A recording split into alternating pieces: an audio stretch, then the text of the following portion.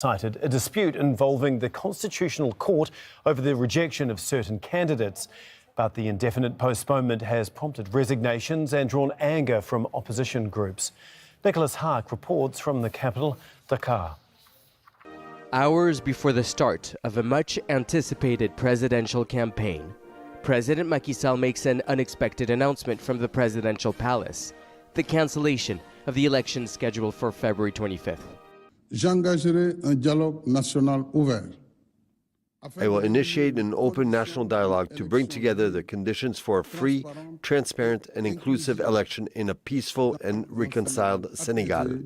The announcement surprised many voters who hoped to have a say on their country's future.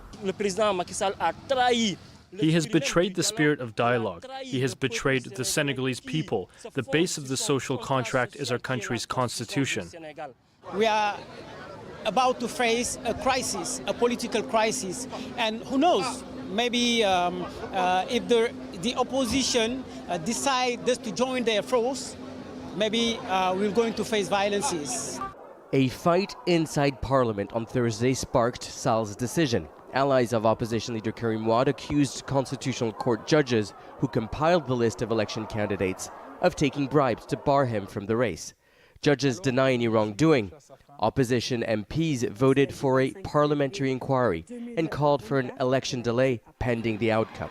For Wade's supporters, Sall's decision is a small victory. While there are celebrations at Karim Wade's party headquarters, this is a moment of unprecedented instability in what is normally known as the most stable democracy in West Africa. Senegal has experienced only peaceful transitions of power. For the opposition, the announcement is seen as a constitutional coup, a ploy by the president to extend his 12 years in power. 18 election candidates gathered to denounce the president's decision. The whole of Senegal must rise up. All democratic political forces, all forces of civil society should unite to ensure that this project does not succeed. On the eve of the start of an electoral campaign, it's unacceptable to stop a process of this nature. While Sall says he won't run in the event of a new election, he has not given a date for when that will be. And for many, that's bringing anxiety and uncertainty to a nation accustomed to peace and stability. Nicholas Haak, Al Jazeera, Dakar. Well, still ahead here on Al Jazeera, mass protests across Germany for a third weekend condemning growing right-wing extremism. Plus, I'm Manuel Rapalo in San Salvador, where the country's president, Nayib Bukele, is expecting a landslide victory in this weekend's national election. This despite a constitutional ban on presidential re-election. That's coming up.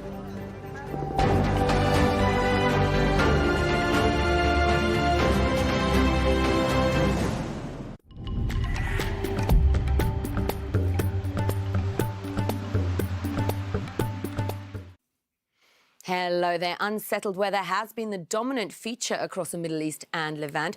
We've had hail in Egypt, snow in some of the mountains in Saudi Arabia, and wet weather that continues to push into the Levant. And the showers are still there on Sunday, moving into Israel, the occupied Palestinian territories, Lebanon and Syria.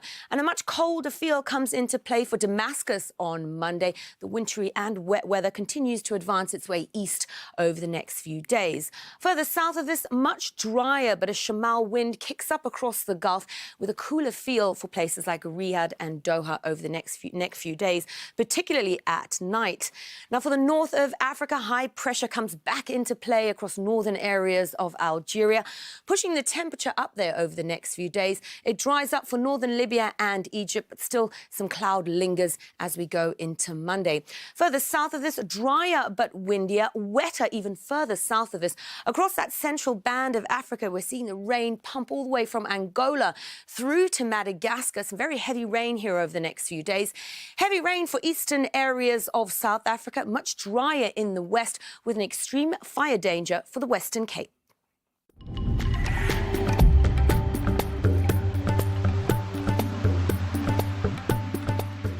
On Counting the Cost, China's economy faces a slew of setbacks. Is it in serious trouble? Tech giants are making big profits, yet they're laying off thousands of workers. Plus, polyemployment. Why are employees increasingly working multiple jobs?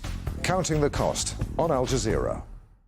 We know what's happening in our region. We know how to get to places that others cannot. The fires are still ongoing. The way that you tell the story is what can make a difference.